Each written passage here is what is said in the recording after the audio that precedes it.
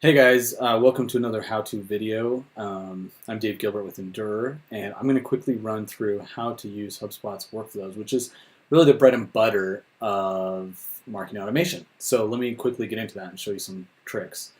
Okay, so first off, to get to workflows, right now HubSpot changes their UI frequently. So right now, the way you get to that is from contacts and then go into workflows.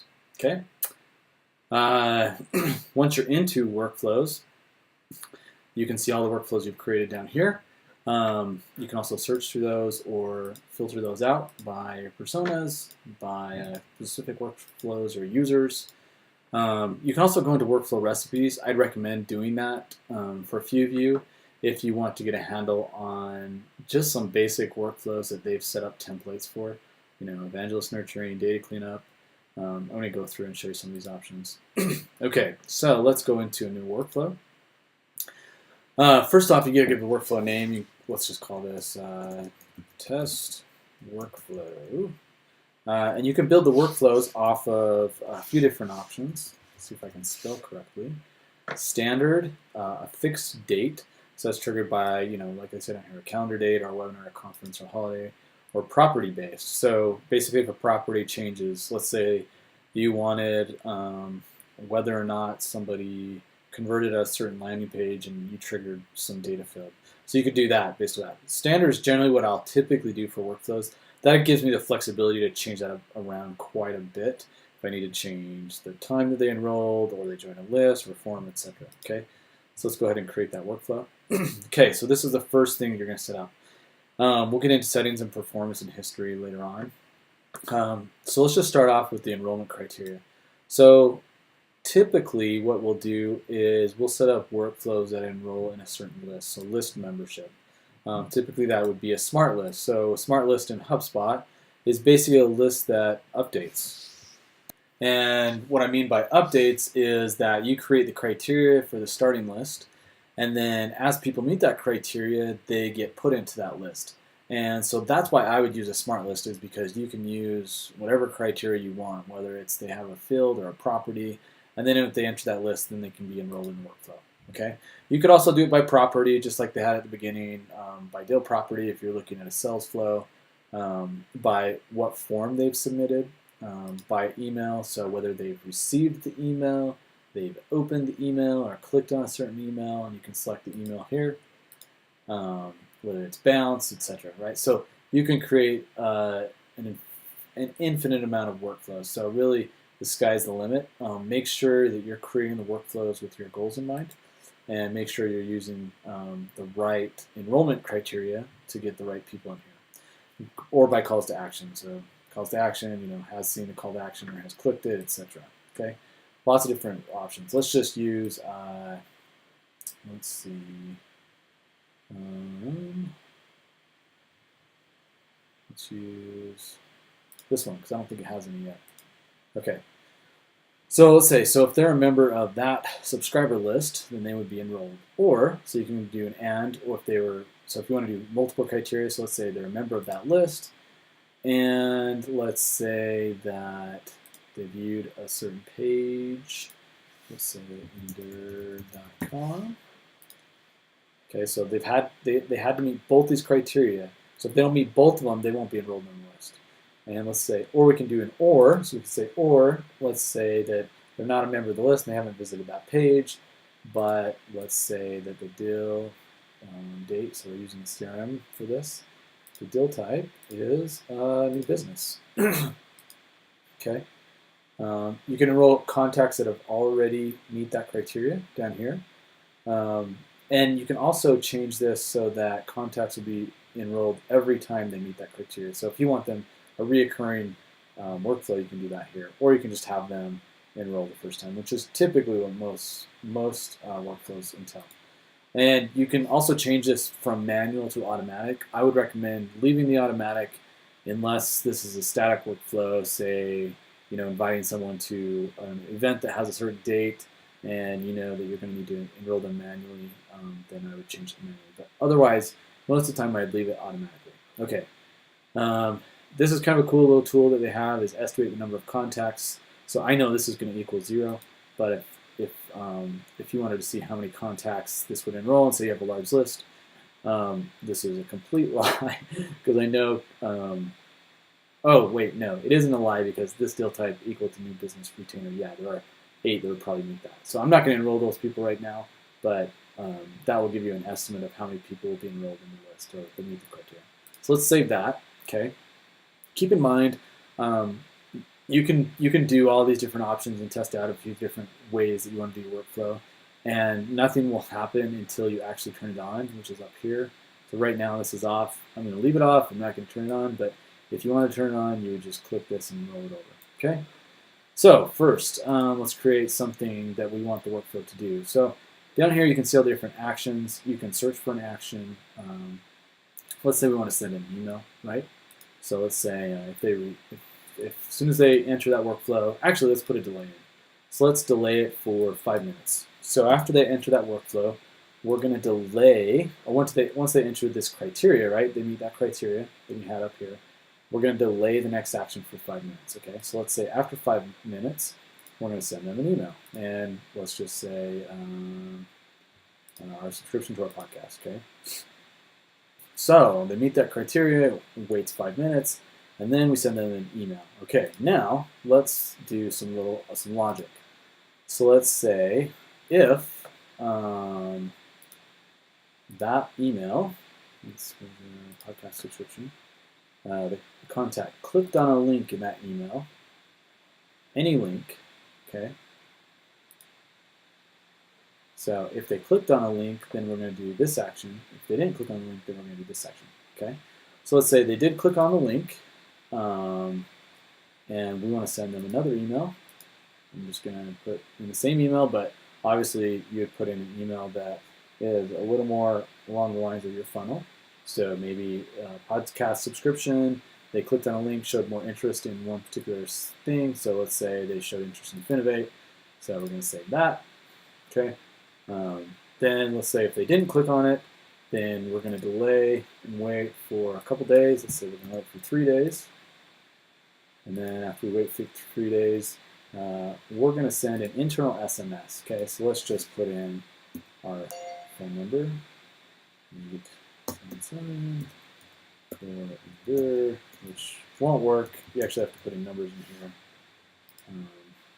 Or let's just put in our user. Let's put in phone number. 400. Okay. Let's say the text message that we want to enter is first name, right? So that'd be a Hubspot user. So let's just put Dave, this person. And this is where you can insert the token. So let's say we want to insert this person, this person's name. So first name, last name. Did not click the email. So you need to call them. Right? Let's save that. So now what's going to happen, going back up to the start, is the enrollment criteria is based on either the list and visiting the page, or they're part of that deal type, right? If they meet that criteria, then we're going to delay for 5 minutes, and we're going to send an email to them. Once they receive that email, then let's see, let's delay this a little bit. So we're going to delay this for a day. And the reason I'm delaying this is because after I looked over this again, I realized that this is going to go sequentially, right, down this list. And we don't want to send an email right after we send another email. So what this would do, if I hadn't put in a delay there and waited a day, right after we sent them this email, and maybe you want to do that, but typically people don't want email after email after email, right? So I'm going to wait a day, and then I'm going to send, and then my if-then branch, and you could do this opposite. You could do if-then and then wait a day. Doesn't really matter. But I'm going to wait a day, and then if they either clicked on the link, any link in the email, then I'm going to send them another email. If they didn't click on it, then I'm going to send a text message to myself about calling them. Okay. And you can see how this can get really, really complicated, and you can get really, really personalized based on how much logic you want to put in here. So let's take this another step deeper. Let's say what I want to do is I want to clean up. If they clicked on it, let's say I want to change a property. Okay, so let's see.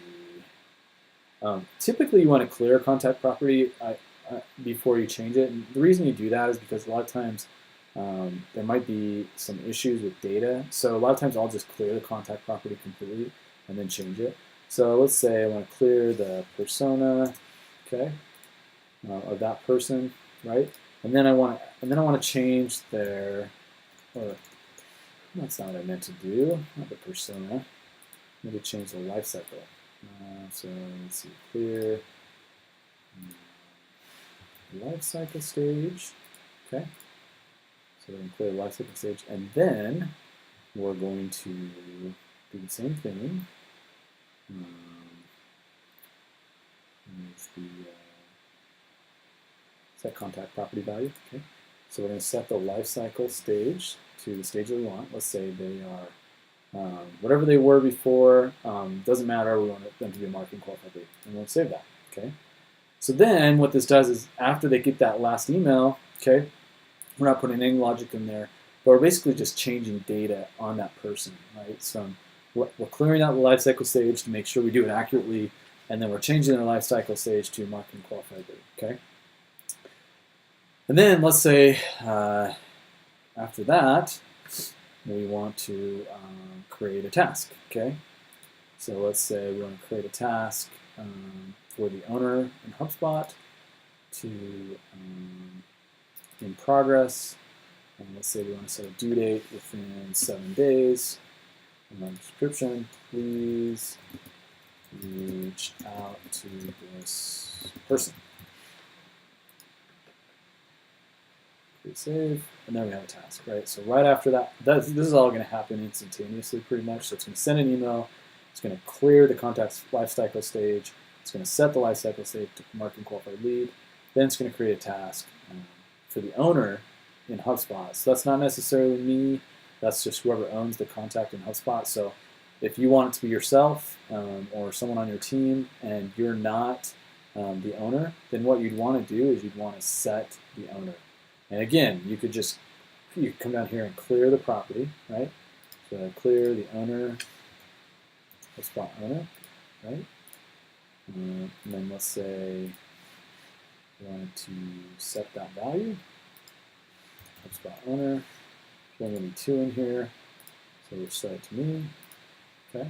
That way, this task is actually going to be for myself. So that's a lot of problems that I think people run into. Is they sometimes forget to clear properties.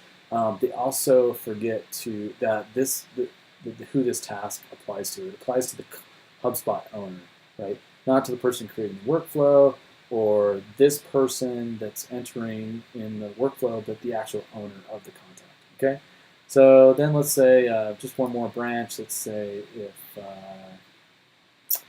we want to rotate the leads. So we want to distribute this between myself and James, right? And then that way the lead will rotate through both of us at the same time. Okay. Then let's call that good for now. And we could change company property values. We can trigger a webhook. So triggering a webhook just allows us to integrate into other applications or shoot a call to our API and our software. We could create a deal. We could increment a numeric company value. This could be used for lead scoring. We could add another delay. We can do an if-then branch.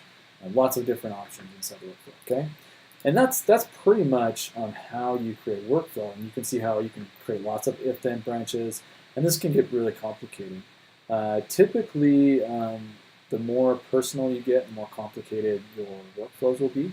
And I wouldn't, things can change, so make sure your workflows, if they are very complicated, that you have a goal in mind that you can look at and tribute often. Well, a couple other things before you can test this out, right? So that's nice to make sure that the workflow is working properly before you turn it on. Also, you'll use this a lot is once you have something set up that you know is working, you can clone that and just change certain criteria. So I would do that once you have something set up that you can work with. Next, going to settings. Settings is just looking through all the things that well, the settings are on the workflow. You can have this fire every day of the week or only during business days. You can have this what time of day you want these actions to execute. So whether it's during business hours or any time of the day, those are typical what most companies would be doing. You can say which personas you're targeting, which campaigns are associated with this workflow. So that way, when you're analyzing those personas or those campaigns, you can see which ones are involved in the workflow and how those are performing. This is also an important key feature, unenrollment and suppression. So a lot of times we're going to have workflow crossovers. So you might have multiple different calls to action, from videos to ebooks or downloads, whatever. And sometimes you don't want the contact. So let's say that they're a client, right? Let's say they're a client of yours, and you don't want them to get prospecting emails. So I would, oftentimes what I'll do is I'll remove them from this workflow if they are enrolled as a client, right? Or if they enroll in a different workflow. And that way, here's the suppression list here. Sorry, I was a little mixed up there for a minute. But the suppression list, I just have a client list that gets suppressed. So they don't actually go through this workflow if they are a client. Or you can have them come out. So let's say they already did a couple other actions. So once they meet this criteria, once they've already met the criteria, then you have them removed from the workflow. If you have other workflows that maybe are more important in this workflow, then you would have them removed. So if they're entering another workflow and they're going down, and let's say that spans over a few months, you might want to remove them here based on if they're involved in that workflow. Okay. Once it's live, then you can look at the performance, how many people have been enrolled, how many active contacts. That means how many contacts are actually going through the workflow right now. Typically, this is a good idea to set a goal, and you can see that over here as well.